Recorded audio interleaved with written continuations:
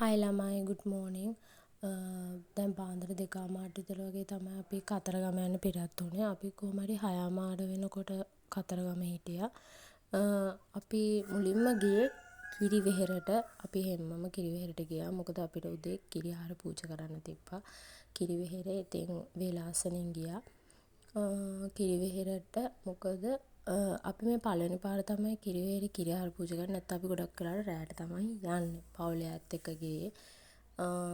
ඊට පස්සේ එතනින් දේවාලි පූජාව තියලා මේ හැමෝම දන්නට මෙතනින් මේ එන්ට්‍රන්ස් වෙන තැන තියෙනවා ගඟ. අපි එතනින් බහැලා තමයි ගියේ. ඊට පස්සේ එතනින් අපි සෙල්ල කතරගමට ආවා. සෙල්ල කතරගම වැඳලා කියන්න ඕනේ අවුවයි. ටයිම් එක අවුවයි උදේ වරුව නිසා.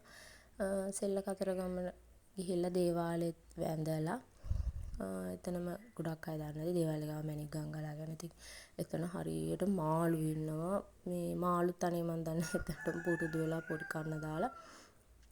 ඊට පස්සේ අපි එතනින් ආවා අපි ඉන්න තැනට. ඉන්න තැනට ඇවිල්ලා ඉන්න තැනින් චේන්ජ් කරගෙන අපි ලුණුගම් වෙහෙර ලුණුගම් වෙහෙර ජලාශය ගොඩක් අය දන්නවා ඇති.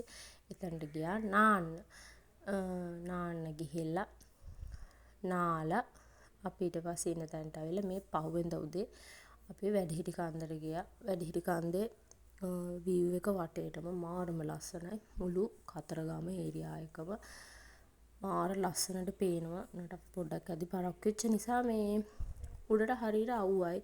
ඇවිදින්න බෑ. කකුල් දෙක පිච්චෙනවා. ඊට පස්සේ මම දේවාලේ වීඩියෝ එක ගත්තේ නැහැ. පල්ලෙහා දේවාලයක් තියෙනවා දන්නවා ඇති. ඊට පස්සේ අපි බීම බොන්න මෙතනට ආවා. ඊට පස්සේ අපි හැමම කොළඹෙන් පිටත් වුණා. මොකද ඊට පස්සේ දවසෙත් වැඩ වගේක් තියෙන නිසා.